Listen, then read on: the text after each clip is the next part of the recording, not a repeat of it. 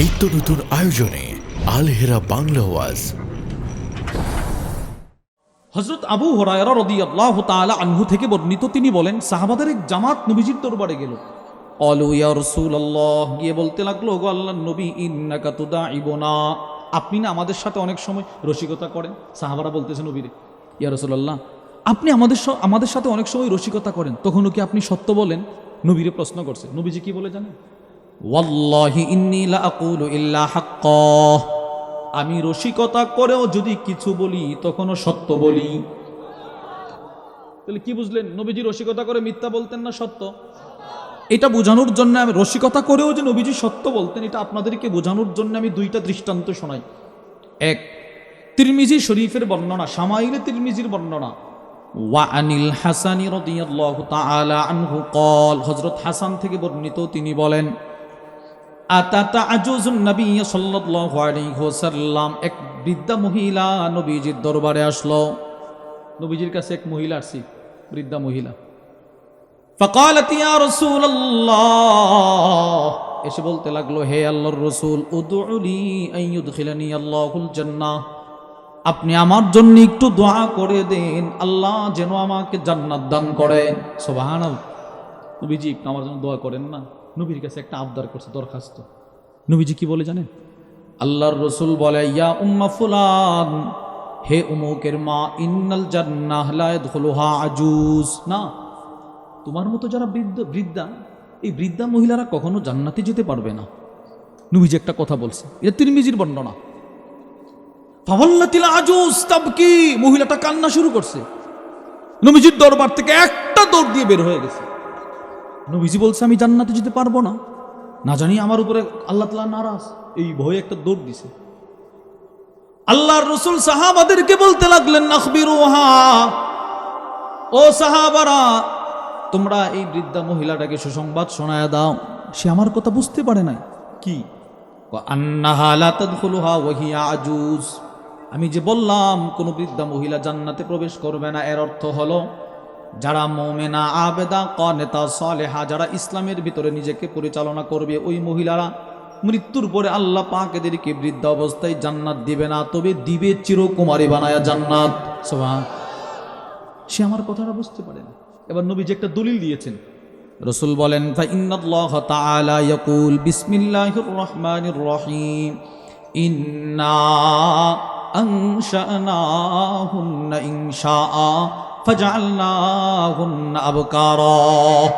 আল্লাহ বলেন, যেই সমস্ত মহিলারা দুনিয়াতে নিজেকে ইসলামের ভিতরে লালন পালন করলো, পরিচালনা করলো, ওই মহিলাটাকে আমি রব চিরকুমারী বানায়া জান্নাতের রাজরানী বানায়া দেব।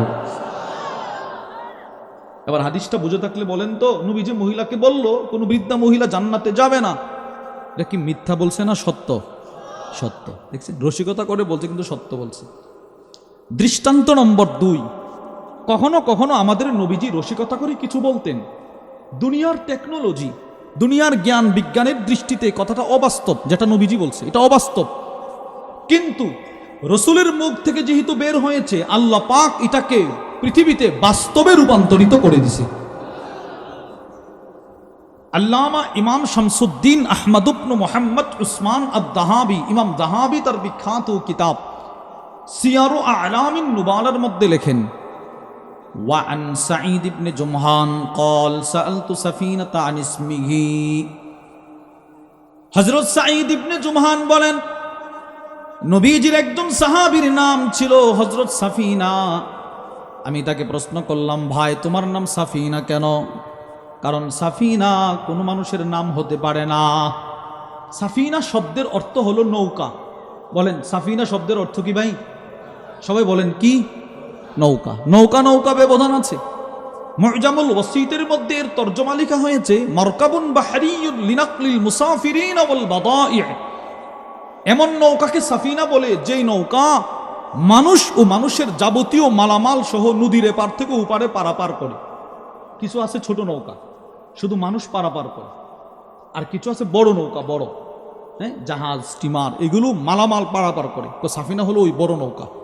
তো এক সাহাবীর নাম সাফিনা। সাফিনা মানে নৌকা। বলেন না, সাফিনা মানে কি? তো এটা কি কোনো মানুষের নাম হতে পারে? আমাদের দেশে ভাষায় সিএনজি, ট্রাক, বাস, প্রাইভেট কার, এগুলো কোনো মানুষের নাম হতে পারে ভাই? কথা বলে না, নাম হতে পারে? তো ওই আরবের জন্য তো এটা এইরকম। তো সাঈদ ইবনে জুমহান সাহাবীকে প্রশ্ন করলো, ভাই তোমার নাম নৌকা কে রাখলো রে ভাই, নৌকা কেমন হইল? তো সাহাবী উত্তর দেই, সাম্মানি রাসূলুল্লাহ সাল্লাল্লাহু আলাইহি ওয়াসাল্লাম সাফিনা।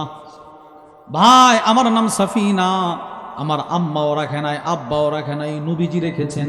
সুবহান, কে রাখছে ভাই? নবীজি।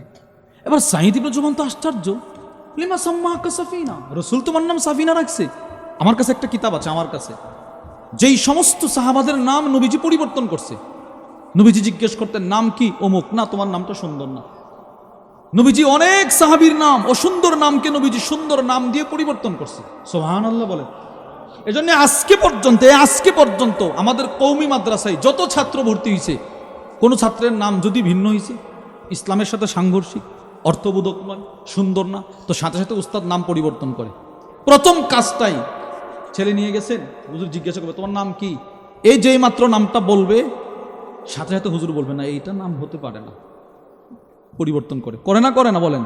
তো এটা নবীজির সিফত, নবীজি নাম পরিবর্তন করতে। আমার কাছে কিতাব আছে যাদের নাম রসুল পরিবর্তন করে, লিস্টে আছে, হিস্টোরি। তো যেই নবী মানুষের অসুন্দর নামকে সুন্দর নাম দিয়ে পরিবর্তন করে দেয়, এই নবী তোমার নাম সাফিনা রাখছে, বিষয়টা কেমন ঘোলাটে না? কেন রাখলো? তো সাহাবী জবাব দিই, খরাজা রাসূলুল্লাহ সাল্লাল্লাহু আলাইহি ওয়াসাল্লাম ওয়া মাআহু আসহাবু। ভাই আমার নাম যে সাফিনা রাখছে নবীজি, এটা রাখার পিছনে একটা ঘটনা আছে, ছোট্ট ঘটনা। কি সেই ঘটনা? কয়েকদিন নবীজি এক সফরে বের হলেন, সাথে নবীজির সাহাবারা বের হলো, আমিও ছিলাম। ওই সাহাবী বলতেছে আমিও ছিলাম। ফাথাকুলা আলাইহিম মাতাউহুম, প্রত্যেক সাহাবীর বেগ, তাদের যেই মালামাল ছিল এই বেগ তাদের প্রত্যেকের কাছে ভারী হয়ে গেল, আর নিয়ে হাঁটতে পারতেছে না। প্রত্যেকের বেগ ভারী হয়ে গেছে, হাঁটতে পারতেছে না। নবীজি আমাকে ডাক দিলেন, ডাক দিয়ে বললেন তুমি দিকে আসো। আমি গেলাম নবীজির কাছে।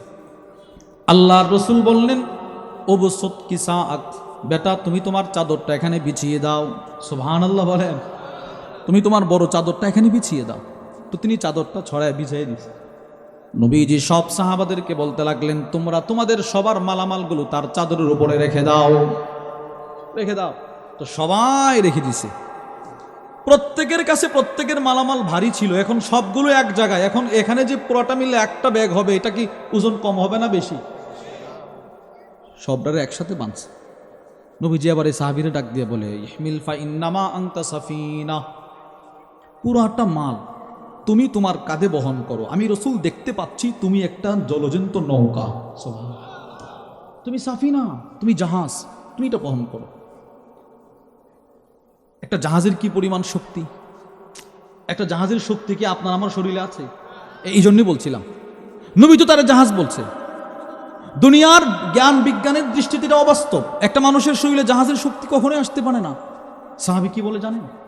আল্লামা ইমাম শামসুদ্দিন দাহাবি রহিমাহুল্লাহ বলেন, রাসূল তাকে সাফিনা বলার সাথে সাথে সাহাবী বলে আল্লাহর কসম, ফালাউ হামালতু ইয়াউমাইদিন ফিকরা বাঈরিন আও বাঈরাইন আও সালাসা আও আরবাআ আও খামসা আও সিত্তা আও সাবআ, আরবের 7টা উট যেই পরিমাণ মালামাল, 7টা উট আরবের দামি দামি বড় বড় উট, তাদের পিঠে 7টা উট যেই পরিমাণ মালামাল বহন করতে পারে, নবীজি আমাকে সাফিনা বলার বরকতে সাথে সাথে আল্লাহ পাক 7টা উটের শক্তি আমার শরীরে দিয়ে দিয়েছে। মা সাকুলা আলাইয়া, আল্লাহর কসম 7টা উটের সমপরিমাণ মালামাল যদি ওই দিন আমার কাঁধে দেওয়া হতো, নবীজি আমাকে জাহাজ বলার বরকতে আমার কাছে কিঞ্চিত পরিমাণ ভারীও মনে হতো না। চিন্তা করছেন আপনি? আরবের একটা উট সর্বনিম্ন 200 কেজি মালামাল বহন করতে পারে। সুবহানাল্লাহ বলে না? এজন্য আরব দেশে প্রসিদ্ধ আছে, উটকে বলা হয় মরুভূমির জাহাজ। উটকে কি বলা হয়? মরুভূমির জাহাজ। আচ্ছা 200 কেজি মানে 5 মন। কত মন? এখানে আছেন কেউ 5 মন মালামাল পিঠে নিতে পারবেন? আছেন কেউ? এবার 7টা উট 1400 কেজি মালামাল। সাহাবী বলেন নবী আমারে বলছে তো আল্লাহ পাক আমারে ওই পরিমাণ শক্তি দিয়ে দিছে। কেন দিছে? এখন যদি তার শরীরে সাফিনার শক্তি না আসে, আমার নবীর কথাটা মিথ্যা হবে। আরশের মালিক বলে রাসূল আপনি যেহেতু বলছেন যান, তাকে আমি জাহাজের শক্তি দিয়ে দিছি, তো আপনি সত্যবাদী।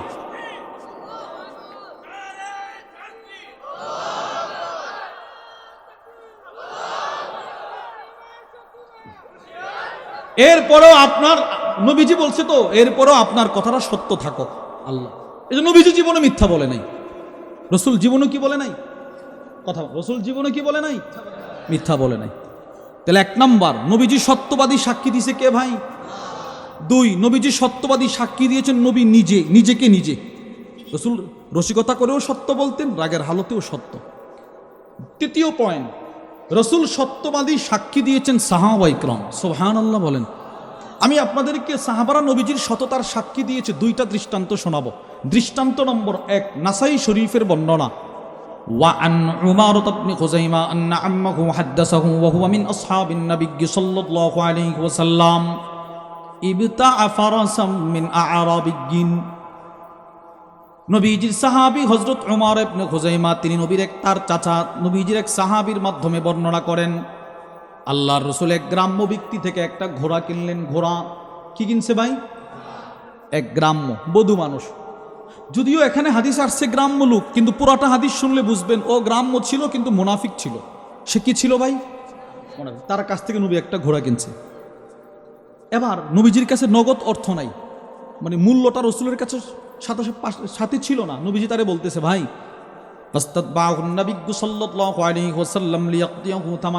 নবী বললেন, ওই যে আমার বাড়ি, তুমি একটু আমার পিছনে পিছনে আসো, আমি আমার ঘর থেকে তোমার ঘোড়ার মূল্যটা দিয়ে দিচ্ছি। কেনা হয়ে গেছে, ফাইনাল টাকাটা দিয়ে দিচ্ছে, আসো। فأسرع رسول الله صلى الله عليه وسلم المشي وأبطأ الأعرابي। আল্লাহর রাসূল লোকটাকে এই কথা বলে নবীজি খুব দ্রুত হাঁটতে লাগলেন। খুব দ্রুত হাঁটতেছেন, আর ওই ঘোড়ার মালিক সে ধীরে ধীরে ধীরে ধীরে ধীরে ধীরে হাঁটতেছেন। নবীজি খুব দ্রুত, ও আস্তে আস্তে হাঁটে। মাঝখানে একটা বিশাল গেপ হয়ে গেছে। ফাতাফিকা রিজাল ইয়াতারিদুন আল আরাবিয়া, কয়েকজন যুবক ওই ঘোড়ার মালিকের সামনে আইসা ফায়ুসাফিমুনাহু, তার ঘোড়াকে আবার দামাদামি শুরু করে দিল। ভাই তোমার ঘোড়াটা অনেক সুন্দর, বিক্রি করবা? ওয়ালা ইয়াশউরুন আন্নান নবী সাল্লাল্লাহু আলাইহি ওয়াসাল্লাম ইবতাআ। এই মানুষগুলো জানে না রাসূল যে একটু আগে ঘোড়াটা কিনে ফেলছে। যারা এখন নতুন করে দামাদামি করতেছে তারা কি করে নাই, জানে নাই নবী যে কিনছে। আচ্ছা বলেন তো, যার ঘোড়া সে তো জানে, সে জানে না সে ঘোড়াটা কার কাছে বিক্রি করছে? নবীজির কাছে বিক্রি করছে। তার তো বলা উচিত ছিল, ভাই ঘোড়াটা বিক্রি হয়ে গেছে, আপনার কাছে বিক্রি করতে পারবো না। সে বলে, কত দিবা? তো তারা একটা দাম বলছে। তো সে দেখে, কিরে নবীজির চাইতে অল্প কিছু দাম বেশি বলছে। সে আবার নবীরে ডাক দিছে। ফানাদাল আরাবী রাসূলুল্লাহি সাল্লাল্লাহু আলাইহি ওয়াসাল্লাম, এই লোকটা নবীকে ডাক দিয়ে বলে, এই মুহাম্মদ, সকলে পড়েন সাল্লাল্লাহু আলাইহি ওয়াসাল্লাম, ইন কুনতা মুবতাআন হাদাল ফারাস ওয়া ইল্লা বিতু, আপনি কি এই ঘোড়াটা কিনবেন নাকি আমি এদের কাছে বিক্রি করে দিব? ফাকামান নবী সাল্লাল্লাহু আলাইহি ওয়াসাল্লাম হিনা সামিআ নিদা আল আরাবী, নবীজি দাঁড়ায় গেলেন। রাসূল তার দিকে তাকিয়ে বলে, কি ভাই তুমি এটা কি বললা? আমি কি তোমার কাছ থেকে ঘোড়াটা কিনি নাই? আলাইসা কদ ইবতাআতুহু মিনক, আমি কি তোমার কাছ থেকে ঘোড়াটা কিনি নাই? সে সরাসরি বলে, লা, আমি আপনার কাছে ঘোড়া বিক্রি করি নাই, আপনিও আমার কাছ থেকে কিনেন নাই। নাউজুবিল্লাহ, সামনের কয়েকজন বলছে, জোরে বলেন। এবার আপনারা বলেন তো, নবীজি কিনে নাই? কিনেছে। রাসূল বলে, না অবশ্যই তোমার কাছ থেকে কিনছি। আর সে বলে, না আমি আপনার কাছে বিক্রি করি নাই। এবার আপনারা বলেন তো, সে এখানে রাসূলকে সত্যবাদী বানাইতে চাচ্ছে না মিথ্যাবাদী? আর বাস্তবে আমার নবী মিথ্যাবাদী না সত্যবাদী? সত্যবাদী। রাসূল তো পেরেশান হয়ে গেলেন, কি বলো তুমি এটা? আমি না একটু আগে তোমার কাছ থেকে কিনলাম, না বিক্রি করি নাই। সে নবীজির কাছে এসে বলে, হালুম্মা শাহিদা, আপনি যে আমার কাছ থেকে ঘোড়াটা কিনছেন, আপনার কোনো সাক্ষী আছে? কাউকে আনতে পারবেন আপনি? নিয়ে আসেন তো দেখি, কেউ একজন বলো যে আপনি আমার কাছ থেকে কিনছেন। নবীজি আরো পেরেশানির ভিতরে পড়ে গেলেন, এতগুলো মানুষের সামনে রাসূলকে সে মিথ্যাবাদী বানাচ্ছে। ঠিক এমন সময় নবীর একজন সাহাবী, নাম তার খুজাইমা ইবনে সাবিত, তিনি একটা দৌড় দিয়ে এসে বলে, আশহাদ আন্নাকা কদ বায়াতা, এই বেটা ঘোড়া বিক্রেতা, আমি সাক্ষী দিচ্ছি, বেটা বেঈমান মুশরিক মুনাফিক, তুই তোর ঘোড়া একটু আগে আমার নবীর কাছে বিক্রি করেছ। সুবহানাল্লাহ, আমি সাক্ষী দিচ্ছি। ঘোড়ার মালিক তো নার্ভাস, নবীজি সাক্ষী চলে আসে। নবী তো আশ্চর্য, কিরে খুজাইমা তুমি তো ছিল না? সে তো ছিল না রাসূল যখন ঘোড়া কিনে, ও সাক্ষী দিল কেমনে? নবীজি তার কাছে আসছে। ফাকবালান নবী সাল্লাল্লাহু আলাইহি ওয়াসাল্লাম আলা খুজাইমা, আল্লাহ রসুল হজরত খুজাইমার কাছে এসে প্রশ্ন করলো, বিমা তাশহাদ, খুজাইমা তুমি কেমনে সাক্ষী দিলে রে বেটা? তুমি তো ছিলা না, আমি যে ঘোড়া কেনার সময় তুমি ছিলা না, তো তুমি সাক্ষীটা কেমনে দিলা? সাহাবী যে জবাবটা দিছে এটা আমার মূল আলোচ্য বিষয়। সাহাবী কি বলে জানেন? হযরত খুজাইমা বলতে লাগলেন, বিতাসদীকিকা ইয়া রাসূলুল্লাহ, আমি আপনার 63 বছরের সততার উপর ভিত্তি করে আজকে না দেখেও আপনার সততার সাক্ষী দিয়ে দিছি। আপনি 63 বছরের জিন্দগিতে জীবনে মিথ্যা বলেন নাই, আর আজকে একটা ঘোড়ার জন্য মিথ্যা বলবেন, আমি খুজাইমা এটা বিশ্বাস করতে পারি না, দিয়ে দিছি। এই হাদিসের ব্যাখ্যায় আল্লামা মুহাম্মদ ইবনে আদম আল ইথিওপি তার বিখ্যাত নাসাই শরা 41 খণ্ডের কিতাব দাখিরাতুল উকবা ফি শারহিল মুজতাবা, ওই কিতাবের মধ্যে লেখেন, হযরত খুজাইমা বলে, ইয়া রাসূলুল্লাহ, আপনি না বলছেন জীবনে কোনো নবী কখনো মিথ্যা কথা বলে না? আমরা জানি নবীরা মিথ্যা বলে না, আপনি মিথ্যা বলবেন না, আমি সাক্ষী দিয়ে দিছি। এই হাদিসের ব্যাখ্যায় আসছে নবীজি বড় কষ্ট পাইছে। রসুল ওই ঘোড়ার মালিকরে ডাক দিয়া বলে, ভাই, ওয়াল মাশহুর আন্নাহু রাদ্দাল ফারাস বা'দা যালিক, নবীজি প্রসিদ্ধ আছে রসুল এই ঘোড়াটার নেন নাই। নবীজি ঘোড়ার মালিকরে বলতেছে, ভাই, তুই একটা ঘোড়ার জন্য আমি রসুলকে মিথ্যাবাদী বানাইতে চাচ্ছিলি, যা বেটা, আমি তোর ঘোড়া দরকার নাই, যাও তুমি তোমার ঘোড়া নিয়ে যাও। আল্লামা মুহাম্মদ ইবনে আদম আল ইথিওপি তার কিতাবের মধ্যে লেখেন, ওই রাত্রিতেই এই ঘোড়ার মালিকের বাড়িতে মারা গেছে। নবীজির প্রেম নিয়ে মারা গেছে, প্রেম। এই বেঈমান, আমি নবীজির মালিকানায় ঢুকে গেছিলাম, রসুলের বাড়ির দরজা পর্যন্ত পৌঁছে গেছিলাম, তুই কয়েকটা টাকার জন্য আমাকে নবীজির বাড়িতে ঢুকতে দেশ নাই, যাও, আমি তোমার বাড়িতেও থাকবো না। এই হাদিসের ব্যাখ্যায় আসছে রসুল হযরত খুজাইমাকে বললেন, তুমি এই কঠিন একটা মুহূর্তে আমার সততার সাক্ষী দিয়েছ, আমি তোমাকে একটা পুরস্কার দিব। ফাজাআলা রাসূলুল্লাহ সাল্লাল্লাহু আলাইহি ওয়াসাল্লাম শাহাদাত খুজাইমা বিশাহাদাতি রাজুলাইন, নবীজি বলেন, আজকের পর থেকে খুজাইমা, তুমি তোমার মৃত্যু পর্যন্ত যত বিষয়ে তুমি একা সাক্ষী দিবা, তুমি একজনের সাক্ষীটাই ইসলামে দুইজনের সমান। যাও, আমি রসুল তোমার একটা পুরস্কার দিলাম। নবীজির এই পুরস্কারটা আমাদের এই উম্মতের ক্লান্তি লগ্নে কাজে আসছে। কি সেই ক্লান্তি লগ্ন? আল্লামা মুল্লা আলী কারি রহিমাহুল্লাহ তার বিখ্যাত মিশকাতুল মাসাবিহের শরা মিরকাতুল মাফাতিহের মধ্যে লেখেন, ইয়ারমুকের যুদ্ধে অসংখ্য অগণিত হাফেজ সাহাবাদেরকে শহীদ করা হলো। বেঈমান মুশরিক টার্গেট বানাইছে, সমস্ত হাফেজদেরকে শহীদ করে দাও, কোরআনকে পৃথিবী থেকে মিটিয়ে দাও। সিদ্দিক আকবর, সমস্ত বড় বড় সাহাবা একরাম পরামর্শ বসলেন, কি করা যায়? কোরআনকে লিখিত কর, জমা করা হোক, আর সিনাই নয়, এখন সমস্ত কোরআন এক জায়গায় জমা করা হোক। সিদ্দিক আকবরের জমানাতে সকলে মিলে পরামর্শ করে একজনকে দায়িত্ব দিলেন, যায়েদ ইবনে সাবিত, তুমি লিখবা, তুমি বিশ্বস্ত, তুমি নবীর কাছেও বিশ্বস্ত ছিলে, আমাদের কাছেও বিশ্বস্ত, তুমি কোরআন লিখবা, যার কাছে যতটা আয়াত আছে সবগুলো আইনা তোমার কাছে জমা দিবে, তবে শর্ত আছে, যার কাছে যতটা আয়াত তোমার কাছে জমা দিবে তাকে দুইজন সাক্ষী উপস্থিত করতে হবে। তাকে এইভাবে বলতে হবে, আমি সূরাতুল ফাতিহার এই আয়াত আলহামদুলিল্লাহি রাব্বিল আলামিন এই আয়াতটি নবীজির কাছ থেকে শুনছি, লিখছি এই দুইজনের সামনে, এইভাবে তোমাকে সাক্ষী উত্থাপন করতে হবে। দুইজন সাক্ষীর উপস্থিতিতে তোমাকে আয়াত জমা দিতে হবে, তুমি লিখবা। কেউ যদি সাক্ষী দিতে না পারে তুমি আয়াত লিখবা না। ঠিক আছে, উনি লিখতেছেন, পুরা 30 পারা কোরআন লেখা শেষ, পুরা কোরআন লেখা শেষ, একটা আয়াত সূরাতুত তাওবা সূরাতুল বারার শেষ আয়াত, ফাইন তাওয়াল্লাউ ফাকুল হাসবিয়াল্লাহু লা ইলাহা ইল্লাহু আলাইহি তাওয়াক্কালতু ওয়া হুয়া রাব্বুল আরশিল আযীম। এটা যে কোরআনের আয়াত সকলে বিশ্বাস করে, কিন্তু কেউ আর দুইজন সাক্ষী সহ আনতে পারতেছে না। নবীজির কাছ থেকে সকলেই শুনছে, দাবি করতেছে, দুইজন সাক্ষী সহ কেউ আনতে পারে না। হয়তো সাহাবী মারা গেছে যাদের উপস্থিতি শুনছিল, অথবা কোন এরকম সবাই পেরেশানির মধ্যে পড়ছে। এই আয়াতটা নিয়ে আসছে, ওই নবীজিকে সততার সাক্ষী দিয়েছিল ওই সাহাবী খুজাইমা, তিনি নিয়ে আসছে। সুবহানাল্লাহ। তিনি আইনা বলে, ভাই জায়েদ লিখো। তো জায়েদ ইবনে সাবিত বলে, আপনার সাক্ষী দুইজন? নাই, লেখেন। কোনা সাক্ষী না থাকলে লেখা হবে না। ভাই লিখে ফেলেন, কোনা লেখা হবে না। গেল ওমর ইবনুল খাত্তাবের কাছে, ওমর কি যে আয়াত নিয়ে সকলে পেরেশানির মধ্যে ছিল, পাওয়া গেছে, এটা কার কাছে? খুজাইমা। তো লিখে ফেলো, তার কাছে সাক্ষী নাই। উমর বলে, বেটা তুমি কি এত দ্রুতই ভুলে গেলে? এই খুজাইমা তো সেই খুজাইমা যে নবীজির এক সততার সাক্ষী দিয়ে একাই দুইজন সাক্ষীর সমান হয়ে গেছে। তুই জানো নবীজির পুরস্কারের কথা ভুল, তাড়াতাড়ি লিখে ফেলো। তার সম্মান তো লিখে ফেলছে, বুঝছেন? নবী যে সত্যবাদী ছিলেন সাহাবারা সাক্ষী দেয় নাই, দেয় নাই।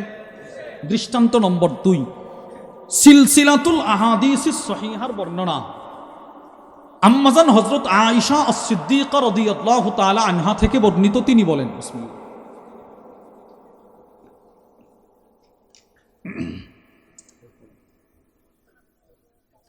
আম্মাজান আয়েশা বলেন, وعن عائشة رضي الله تعالى عنها قالت لما أسري بالنبي صلى الله عليه وسلم إلى المسجد الأقصى নবীজি সাল্লাল্লাহু আলাইহি ওয়াসাল্লামকে বাইতুল মাকদিসে নেওয়া হলো। মেরাজের রজনীতে প্রথমে রাসূল ইসরা করলেন বাইতুল্লাহ থেকে বাইতুল মাকদিস, মক্কা থেকে ফিলিস্তিন গেছে, এরপরে উপরে গেলেন। আম্মা জান আয়েশা বলেন, আল্লাহ নবী একদিন আমাকে বলতে লাগলেন, আমি বাইতুল্লাহ থেকে বাইতুল মাকদিস যাওয়ার পরের দিন সকালে মক্কার কাফেরদের কাছে কথাগুলো বললাম, শোনো শোনো, আমি গত রাত্রে বাইতুল্লাহ থেকে বাইতুল মাকদিস গেছি। আম্মা জান বলেন, ফারতাদ্দানা সুম্মিম্মান কানু আমানু বি, যেই মানুষগুলো নবীর প্রতি ঈমান আনছিল তারা পর্যন্ত মুরতাদ হয়ে গেল। না, এতদিন মুহাম্মদ তোমার কথাগুলো যুক্তিসঙ্গত ছিল, আজকে যেটা তুমি বলতেছো এটা কোনোভাবেই মানতে পারতেছি না। নাউজুবিল্লাহ বলবেন না? আমাদের বাইতুল্লাহ থেকে সৌদি আরব থেকে ফিলিস্তিন যাইতে সময় লাগে সপ্তাহের পর সপ্তাহ, আর তুমি এক রাত্রে গেছো আসতো। মুহাম্মদ এটা বিশ্বাস করতে পারলাম না। নাউজুবিল্লাহ বলে না? সব কাফের নবীকে দূর দূর বলতেছে। ওয়াসাউ বিদালিকা ইলা আবি বকরিন সিদ্দিক, সবগুলো কাফের একসাথে সিদ্দিক আকবরের বাড়িতে গেল। তখনও পর্যন্ত আবু বকর সিদ্দিকের কানে আসে নাই রাসূল যে মেরাজ করে আসছে। সব কাফের গেছে সিদ্দিক আকবরের বাড়িতে, গিয়ে বলে, ফাহাল্লাকা ইলা সাহিবিকি ইয়াজাম আন্নাহু উসরিয়া বিহিল লাইলা, আবু বকর তোমার দোস্ত মুহাম্মদ আজকে সকালে একটা নতুন কথা বাজারে ছাড়ছে, আমরা কেউ বিশ্বাস করি। দেখো দেখো, তারাও মুহাম্মদকে বিশ্বাস করতো, তারাও এটা বিশ্বাস করে চলে আসছে সকলে আমাদের দলে। আশা করি তুমিও এত পাগল হইবা না। কি নবীজি কি বলছে? তোমার দোস্ত বলতেছে সে নাকি গত রাত্রে বাইতুল্লাহ থেকে বাইতুল মাকদিস গেছে, তুমি কি এটাও বিশ্বাস করো? সিদ্দিক আকবর বলে, না ইনকানা কল, আমার দোস্ত যদি এইটা বলে থাকে তো কম বলছে, কম। আমার দোস্ত যদি এই কথাও বলতো এক রাত্রে শুধু বাইতুল্লাহ থেকে বাইতুল মাকদিস নয়, প্রথম আকাশ, দ্বিতীয়, তৃতীয়, চতুর্থ, পঞ্চম, ষষ্ঠ, সপ্তম আরশ, কুরসি, লৌহ কলম, জান্নাত, জাহান্নাম সব নবীজি এক রাত্রে দেখে আসছে, এমন কথা বললে আমি আবু বকর ওইটাকেও সত্যায়ন করতাম। এক রাত্রে সব দেখে আসছে, এটাও যদি বলতো নবীজি, আমি ওইটাকেও সত্যায়ন করতাম। এই সংবাদটা নবীজির কানে আসছে, নবীজি কান্না শুরু করছে। আল্লাহর রাসূল বলে, আবু বকর আমার মনে একটা কষ্ট ছিল, পৃথিবীর কোন নবী নবী না, কোন নবী নবী, কে নবী কে নবী না, এটা আমি সত্যায়ন করছি। আদম নবী আমি সত্যায়ন করছি, ঈসা নবী আমি সত্যায়ন করলাম, মুসা নবী আমি সত্যায়ন করলাম, ইব্রাহিম নবী আমি সত্যায়ন করলাম, সমস্ত নবীদের মুসাদ্দিক ছিলাম আমি। কিন্তু আমি নবী, আমার পরে তো কোনো নবী নাই, আমার মুসাদ্দিককারী কেউ নাই মক্কায়। আজকে বুঝলাম, আজকে আপনি আমাকে সত্যায়ন করে আল্লাহ পাক নবুয়াতের পরের একটা চেয়ার, মুসাদ্দিকের চেয়ারটা আল্লাহ আপনাকে দান করছেন। সুবহানাল্লাহ। নবীদের পরের একটা চেয়ার, মুসাদ্দিকের চেয়ার। মুসাদ্দিক বলেন, মুসাদ্দিক বলেন। কোন নবী যদি নবী হতে চায় তো তার আগে মুবাশশির দরকার, পরে মুসাদ্দিক দরকার। প্রত্যেক নবীর আগের নবীকে বলা হয় মুবাশশির। বলেন, প্রত্যেক নবীর আগের নবীকে কি বলা হয়?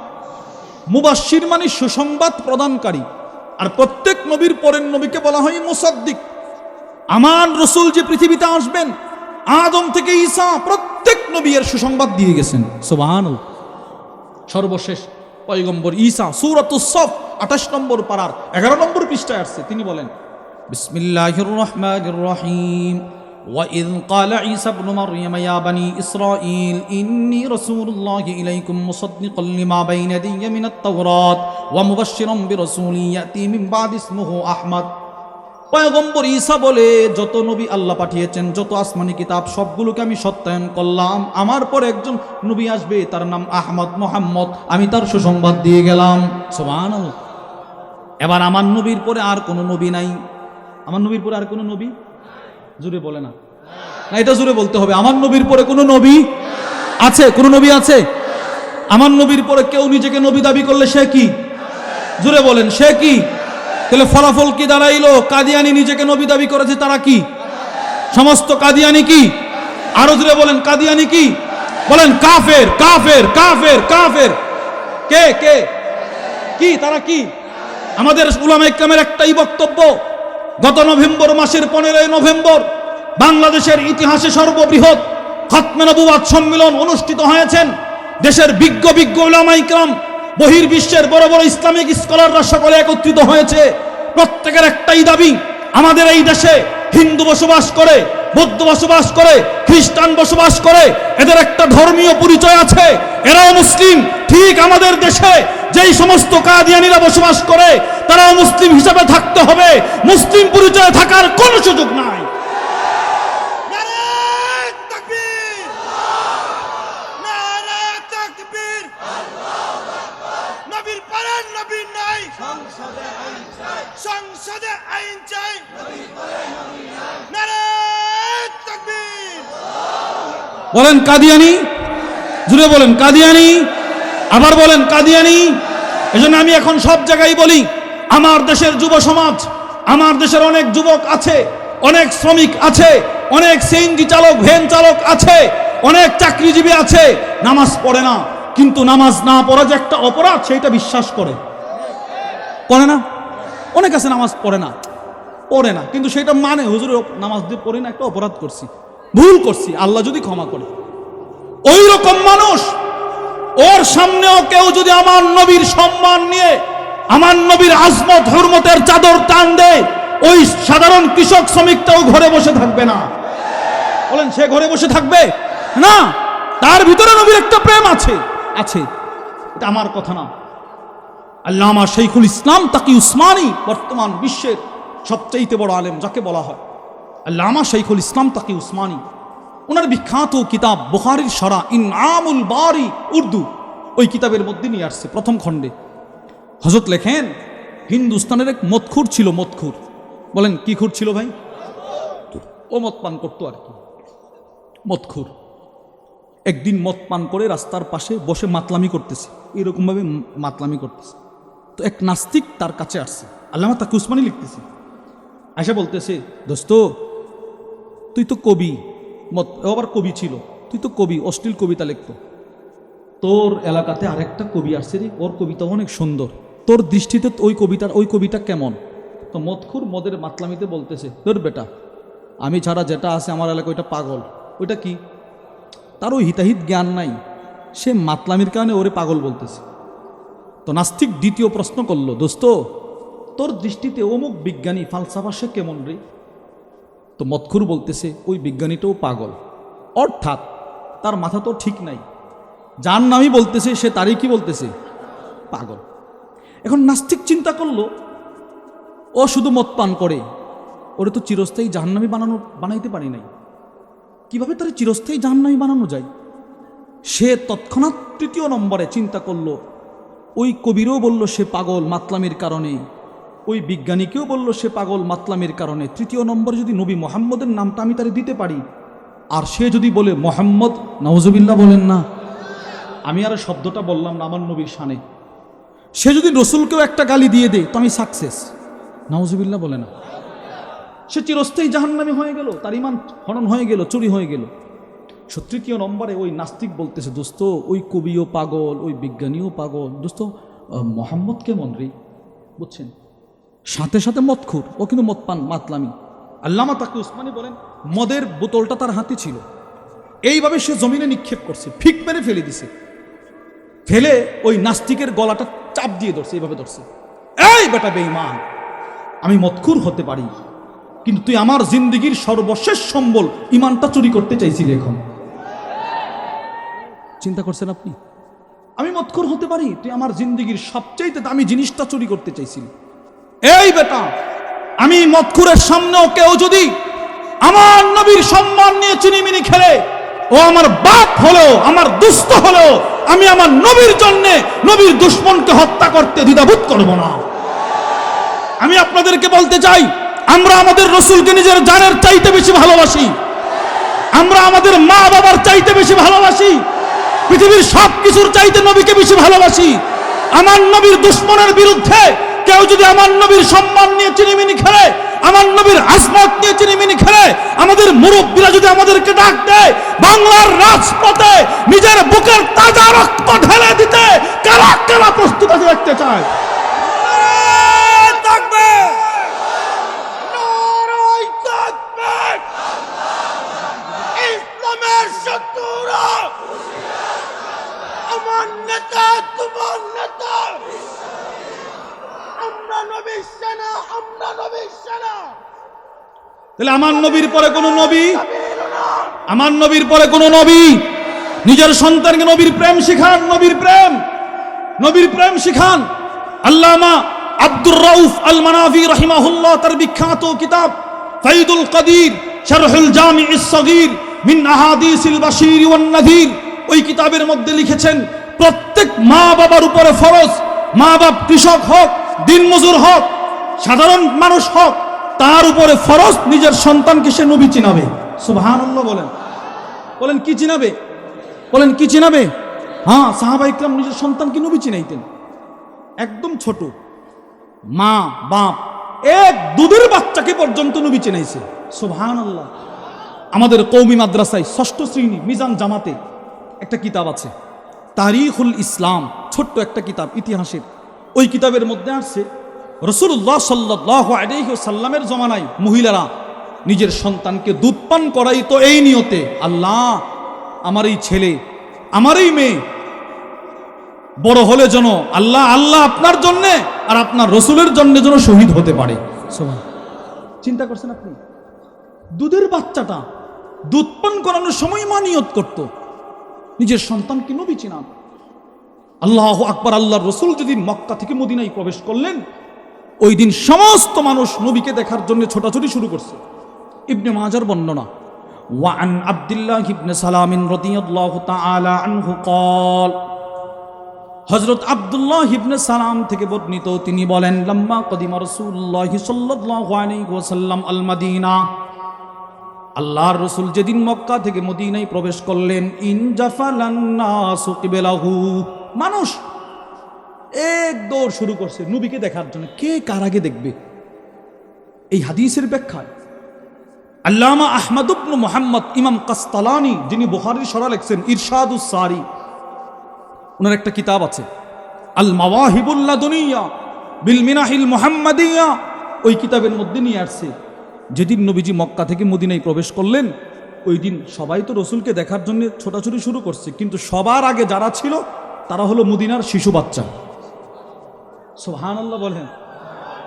ছোট ছোট বাচ্চারা, সব বাচ্চাদের মুখে একটাই স্লোগান, যা নবিয়ুল্লাহ, যা নবিয়ুল্লাহ, নবীজির আগমন, নবীজির আগমন, কদ কদিমা রাসূলুল্লাহ, কদ কদিমা রাসূলুল্লাহ। প্রত্যেকটা শিশু বাচ্চার মুখে একটাই স্লোগান, নবীজির আগমন, নবীজির আগমন। এই পরিমাণ নবী চিনাইছে ছোট ছোট বাচ্চাদেরকে।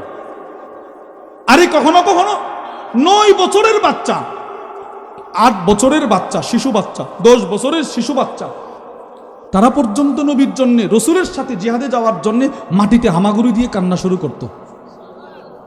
এগুলো আশ্চর্যের বিষয় না? এখনকার জমানার সাথে একটু মিলান তো দেখি। 9 বছরের বাচ্চা। আল্লামা আবুল ফারাজ আব্দুর রহমান ইবনুল জাওজি রাহিমাহুল্লাহ তার থেকে বর্ণিত, তিনি বলেন وعن سعد بن أبي وقاص رضي الله تعالى عنه قال أن رسول الله صلى الله عليه وسلم خرج إلى بدر, নবীজির সাহাবী হযরত সাদ ইবনে আবি ওয়াক্কাস বলেন, আল্লাহর রাসূল বদর যুদ্ধের জন্য বের হলেন, প্রস্তুতি গ্রহণ করলেন। এবার নবীজি কাদেরকে যুদ্ধে নেবেন কাদেরকে নেবেন না রাসূল নিজে নির্বাচন শুরু করে দিলেন। যারা অতিশয় বৃদ্ধ, নবীজি এদেরকে বলতে লাগলেন, আপনারা বুড়া দুর্বল, আপনারা যুদ্ধে যাওয়ার দরকার নাই, মদিনায় থাকেন, মদিনায় থাকেন। যারা যুদ্ধের জন্য পারফেক্ট, এদেরকে রাসূল নির্বাচন করতেছেন। 313, এক বর্ণনায় 314, আর এক বর্ণনায় 315, প্রসিদ্ধ 313। এই 313 জনকে রাসূল নির্বাচন করলেন, তোমাদেরকে যুদ্ধে নেওয়া হবে, বাকিদেরকে মদিনায় রেখে দিলেন। হযরত সাদ ইবনে আবি ওয়াক্কাস বলেন, আমি তাকিয়ে দেখি আমার ছোট্ট ভাই, নাম তার উমাইর ইবনে আবি ওয়াক্কাস, বেশি বয়স নাই, 10 কিংবা 11, 8, 9 এইরকম হবে। আমি আমার ছোট্ট ভাইটাকে দেখি, যাদেরকে রাসূল যুদ্ধের জন্য নির্বাচন করলেন তাদের পিছনে লুকিয়ে লুকিয়ে আমার ভাইটা ঘোরাফেরা করতেছে। সুবহানাল্লাহ। মানে কি বুঝলেন? 313 জনের পিছনে লুকায় রয়েছে মানে সেও যুদ্ধে যেতে চায়। রসুলের তো নিষেধ, একদম যারা ছোট এদেরকে নেওয়া যাবে না। হযরত সাদ ইবনে আবি ওয়াক্কাস বলেন, ফাখাযতু বিয়াদিহি, আমি তার হাতটা ধরলাম, আমার ছোট ভাইটার আমি থাবা দিয়ে ধরছি, এই এদিকে। ফাকুলতু লাহু মা লাকা ইয়া আখি, আমি বললাম, কিরে ভাই তুই এখানে কি করস? তুই ছোট মানুষ না, তুমি এখানে কি করো? যাও বাড়িতে যাও। এটা ধমক দিছে। ছোট্ট ভাইটা বলে, আমি এখানে কেন আসছি আপনি জানেন না? আপনি যেই কারণে এখানে আসছেন আমিও সেই কারণে আসলাম। সুবহান, আমি যুদ্ধে যাব।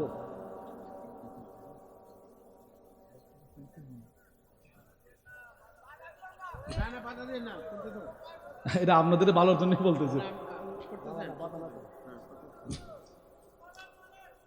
নবীজি সাল্লাল্লাহু আলাইহি ওয়াসাল্লাম যাদেরকে নির্বাচন করলেন তাদেরকে ধরছে, ভাই তুমি এখানে যাও। তো ছোট্ট ভাইটা বলতেছে, আপনি যে কারণে আসছেন আমিও সেই কারণে আসছি। বাস। এবার হযরত সাদ ইবনে আবি ওয়াক্কাস বলতে লাগলেন, না না, তোমাকে যুদ্ধে নিবে না নবীজি, তুমি ছোট, বাড়িতে যাও। তো ছোট্ট ভাইটা বলে, না আমি যাব। তো বড় ভাই বলে তোমাকে নিবে না, আর ছোট ভাই কি বলে, আমি যাব। রাসূলুল্লাহ সাল্লাল্লাহু আলাইহি ওয়াসাল্লামের সাহাবী হযরত সাদ ইবনে আবি ওয়াক্কাস একটা ধমক দিয়ে বলতে লাগলো, এত করে বলতেছি তুমি বুঝো না কথা?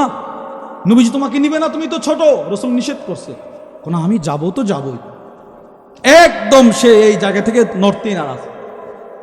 হযরত সাদ ইবনে আবি ওয়াক্কাস বলেন, ফাউরিদা আলা রাসূলিল্লাহি সাল্লাল্লাহু আলাইহি ওয়াসাল্লাম, আমি আমার ছোট্ট ভাইটাকে নবীজি সাল্লাল্লাহু আলাইহি ওয়াসাল্লামের সামনে উপস্থিত করলাম। সুবহানাল্লাহ বলেন। নবীজির সামনে নিয়ে গেছি, ইয়া রাসূলুল্লাহ, সে আমার ছোট ভাই, আমার ছোট ভাই। ওরে এত করে বলতেছি সে নাকি যুদ্ধে যাবে। ফারাদ্দামান ইস্তাসগারা, আর নবীজির একটা নিয়ম ছিল, যাদেরকে রাসূল ছোট মনে করতেন তাদেরকে রাসূল ফিরিয়ে দিতেন। এই জন্য তাকেও বললেন না, তুমি ছোট, যাও, তোমাকে নেওয়া হবে না। হযরত সাদ ইবনে আবি ওয়াক্কাস বলেন, যেই মাত্র নবীজি আমার ছোট্ট ভাইটাকে ফিরিয়ে দেওয়ার নির্দেশ দিলেন, সাথে সাথে আমার ভাই ফাবাকা উমাইর নবীজির কদম মুবারকের সামনে মাটিতে হামাগুড়ি দিয়ে কান্না শুরু করে দিল। সুবহানাল্লাহ, ও কাঁদতেছে, আমি যাব। আল্লাহ রাসূল একটা ধমক দিয়ে বলতে লাগলেন, উমাইর তীর চালাইতে পারবা? না না। তরবারি চালাইতে পারবা? না না। তরবারি তো তোমার সমান, তরবারি চালাইতে পারবা? না। ঢাল ব্যবহার করতে পারো? না। তো তীরও চালাইতে পারো না, তরবারিও চালাইতে পারবা না, ঢাল তরবারি কিছুই ব্যবহার করতে জানো না, তোমারে যুদ্ধ নিয়ে কি করব? এবার হযরত উমাইর ইবনে আবি ওয়াক্কাসের জবাবটা শুনেন। হযরত উমাইর বলে, ইয়া রাসূলুল্লাহ লাআল্লাল্লাহ আইয়ারযুকানি শাহাদা, আমি জানি আমি তীর তরবারি কিছুই চালাইতে পারবো না, আমি যুদ্ধে যাব যেন আপনার জন্য আমি শহীদ হতে পারি। সুবহানাল্লাহ। বদর যুদ্ধে শহীদ হয়ে গেলে আমরা মদিনায় কার পিছনে নামাজ পড়বো? আমরা কার সাথে খেলাধুলা করব? কে আমাদেরকে আদর করবে? নবীজি বাচ্চাদেরকে খুব আদর করতেন। মুসলিম শরীফের বর্ণনা, ওয়া আন জাবির ইবনে সামুরা রাদিয়াল্লাহু তাআলা আনহু قال, হযরত জাবির ইবনে সামুরা থেকে বর্ণিত, তিনি বলেন, সাল্লাইতু মা রাসূলিল্লাহি সাল্লাল্লাহু আলাইহি ওয়াসাল্লাম সালাতাল উলা। হযরত জাবির ইবনে সামুরা বলেন, আমি যখন ছোট ছিলাম তখন একদিন নবীজির সাথে জোহরের নামাজ পড়লাম। সুম্মা খারাজা ইলা আহলি, রাসূল নামাজ পড়ানোর পর নবীজি নিজের ঘরের দিকে রওনা হলেন। মসজিদ থেকে বের হয়ে গেছে, নিজের ঘরে যাবে। যেই মাত্র নবীজি মসজিদ নববী থেকে বের হলেন, ফাস্তাকবালাহু বিলদান, মদিনার মসজিদ নববীর সামনে একটা ছোট্ট খেলার মাঠ ছিল, ছোট ছোট বাচ্চারা খেলাধুলা করতেছে। এরা দৌড়ে এসে নবীরে জড়াইয়া ধরছে। একটা বাচ্চাকেও নবীজি বলে নাই সরো সরো, আমার জামা কাপড় পরে যাবে, এটা রাসূল বলে নাই। যতটা বাচ্চা আসছে নবীজি প্রত্যেকটা বাচ্চার গালে ধরে ধরে বলে, আব্বু তুমি কেমন আছো? সুবহানাল্লাহ। প্রত্যেকটা বাচ্চার ফাজালা ইয়ামসা খাদ্দা ইয়াহাদিহিম ওয়াহিদান ওয়াহিদা, একটা বাচ্চার গালে ধরে ধরে নবীজি আদর করতেছে। যতক্ষণ পর্যন্ত বাচ্চাগুলো তাদেরকে রাসূলের কাছ থেকে নিজে না সরাইছে ততক্ষণ পর্যন্ত নবীজি দূরে ঠেলে দিতেন না। তো হযরত জাবের বলে, ইয়া রাসূলুল্লাহ, আমাকে আদর করবেন না? আমাকে করবেন না? সবাই আদর করছেন, আমি নামাজ পড়ছি, আপনি আমারও ধরেন না। এবার রাসূল হযরত জাবির ইবনে সামুরার গালে ধরে আদর করলেন। এভাবে হযরত জাবির বলেন, ফাওয়াজাতু লিয়াদিহি বারদান আও রিহা কান্নামা আখরাজাহা মিন জুনাতি আত্তার, এইভাবে হাতটা ধরলে কিন্তু হাতটা নাকের কাছে চলে আসে। হযরত জাবির বলে, যেই মাত্র নবীজি আমার গালে ধরে আদর করতে শুরু করলেন, আমি নবীজির হাত থেকে এত সুন্দর মেশকে আম্বরের সুঘ্রাণ পাইলাম, আমার কাছে মনে হয়েছে এই মুহূর্তে জান্নাতের মেশকে আম্বরের পাত্র থেকে রসুল বের করে নিয়ে আসছে। এই হাদিস থেকে আমরা কি বুঝলাম ভাই? নবীজি বাচ্চাদেরকে ধমকাইতেন, খুব আদর করতেন, অনেক বেশি আদর করতেন। এই কথাটাই হযরত উমাইর ইবনে আবি ওয়াক্কাস বলতেছে, ইয়া রাসূলুল্লাহ, আপনি যদি বদর যুদ্ধে গিয়ে শহীদ হয়ে যান, আমরা মদিনায় কার জন্য বেঁচে থাকবো? কার পিছনে নামাজ পড়বো? কাকে ভালোবাসবো? নিজের সন্তানকে নবী চিনান, নবী নবী নিজের সন্তানকে নবী চিনাতে হবে। নিজের সন্তানকে নবী চিনানোর 1 নম্বর মার্কাজ হলো মাদ্রাসা, 2 নম্বর উলামা ইকরামের খানকা। নিজের সন্তানকে যদি নবী না চিনান, তো আপনার ঘরেই কাদিয়ানি জন্ম নিবে, আপনি বুঝতেও পারবেন না। সন্তানকে নবী চিনাবেন তো ইনশাআল্লাহ? হ্যাঁ, নিজের সন্তানকে নবী চিনানোর জন্যই মাদ্রাসা, মসজিদ, দাওয়াত ও তাবলীগ, এই সমস্ত মাহফিল, উলামা ইকরামের খানকা। নিজের সন্তানকে নবী চিনানো। প্রত্যেকের ঘরে রসুলের সিরাত রাখবেন, সিরাত। প্রত্যেকের ঘরে রসুলের জীবনী পড়বেন, নবীজির জীবনী সন্তানকে পড়াবেন, রসুলের পরিচয়টা শিখাই দিবেন। অনেক সন্তান আছে মুসলমানের, নবীজির আম্মার নাম কি, আব্বার নাম কি সে জানে না। রসুল কতদিন থাকলেন মক্কায় সে জানে না। রসুল এখন কোথায়, কতদিন থাকতেছেন মদিনায়, কতদিন থেকেছেন, জিন্দেগির শেষ সময় জানে না। এরকম আছে। সন্তানকে নবী চিনাবেন। তাহলে বলেন, আমার রসুল যে সত্যবাদী, সাহাবারা সাক্ষী দেয় নাই? ওই যে ঘোড়া কেনার ঘটনা, 2 সিদ্দিক আকবর সাক্ষী দিছে আমার নবী সত্যবাদী। তাহলে কি বুঝলেন? ইমান। এবার আলোচনা শুরু শেষ মিলান। ইমানের ফাউন্ডেশন কি? মাশাআল্লাহ, বলেন না কি? আমলের রূহ, আল্লাহর কাছে পৌঁছার দরজা, আল্লাহর আদেশ কি বাদী হওয়া, নবীজির ওসিয়ত কি, জবান ভিক্ষা চাওয়া। আমাদের নবী কি বাদী ছিলেন? সাক্ষী দিয়েছে কে? 2 নম্বর কে দিছে? নবীজি নিজে। 3 নম্বর সাহাবা ইকরাম। 4 নম্বর কাফের। আল্লামা কাদি আয়াজ রাহিমাহুল্লাহর বিখ্যাত কিতাব আশ-শিফা বিতারিফ হুকুকিল মুস্তাফা, ওই কিতাবের মধ্যে লেখেন, বদরের যুদ্ধে আখনাস আর আবু জাহেল, 2 শয়তান নিরিবিল কথা বলতেছে। তো আখনাস আবু জাহেলরে বলে, দোস্ত, এতদিন তো মোহাম্মদকে বলে আসছি সে মিথ্যুক, এখন তুই আর আমি ছাড়া কেউ নাই, দোস্ত একটু সত্য করে বলতো, মোহাম্মদ কি আসলে মিথ্যুক? একটু সত্য করে বল। তো আবু জাহেল কি বলে জানেন? কুফাওয়াল্লাহ, কাবার রবের কসম, ইন্না মুহাম্মদ লা সাদিক, আল্লাহর কসম, অবশ্যই অবশ্যই মোহাম্মদ সত্যবাদী। তাহলে আমাদের নবী কিবাদী ছিলেন? তাহলে উম্মত হিসেবে আমাদেরকেও কিবাদী হতে হবে। সবাই বলেন, কিবাদী হতে হবে? সত্যবাদী। এই সত্যবাদী হওয়ার মার্কাজ হলো সৎ, যারা একদম সমাজে কোরআন হাদিসের এলেম যাদের সিনায়, এদেরকে বলা হয় সত্যবাদী। তো হুজুর, আমি যে কোরআন হাদিসের এলেম শিখতে পারলাম না, আমি কিভাবে হব? আমাদের বাংলাদেশের বিখ্যাত একজন বুজুর্গ ছিলেন, প্রফেসর হামিদুর রহমান রহিমাহুল্লাহ, আল্লামা হাফিজ হুজুর রহিমাহুল্লাহর খলিফা ছিলেন। হজরতের একটি কিতাব আছে, নিউজিল্যান্ড সফর। ওই কিতাবে হজরতের নিউজিল্যান্ডের অনেকগুলো বয়ান আছে। প্রথম বয়ানে হজরত বলছেন, ও পৃথিবীর রিক্সা চালক, সিএনজি চালক, দিন মজুর, চাকরিজীবী ভাই, তুমিও যদি সত্যবাদী হতে চাও, তো তুমি কোনো না কোনো একজন আল্লাহওয়ালা বুজুর্গের সাহাবতে যাও, কোনো না কোনো একজন আল্লাহওয়ালার হাতে তুমি তোমাকে ন্যস্ত করে দাও, তুমি সত্যবাদী হয়ে যাও। আর যে সত্যবাদী হতে পারবে দুনিয়াতে, তার ঠিকানা জান্নাত। সুবহানাল্লাহ। বলেন, সত্যবাদীদের ঠিকানা কি ভাই? জান্নাত। তাহলে সত্যবাদী হওয়ার দরকার আছে না নাই? যারা ব্যবসা করে তারাও কিবাদী হতে হবে, সত্যবাদী। ব্যবসায়ী যদি ব্যবসার মধ্যে সততার গুণ অর্জন করতে পারে, তো ওই ব্যবসায়ী মৃত্যুর পরে আল্লাহর নবীর সাথে জান্নাতে থাকবে। তিরমিজি শরীফের বর্ণনা, নবীজি একদিন মসজিদে যাচ্ছেন, নামাজ পড়ানোর জন্য যাচ্ছেন। তো নবীজি ডাক দিলেন, ইয়া মাশারাত তুজ্জার, হে ব্যবসায়ীরা, ইন্নাত তুজ্জার ইউবাসুনা ইয়াউমাল কিয়ামাতি ফুজ্জারা। শোনো, পৃথিবীর সব ব্যবসায়ীরা হাসরের ময়দানে জাহান্নামী হয়ে উঠবে। সব ব্যবসায়ীরা ভয়ে ভীত সন্ত্রস্ত হয়ে নবীজির দিকে তাকাইছে।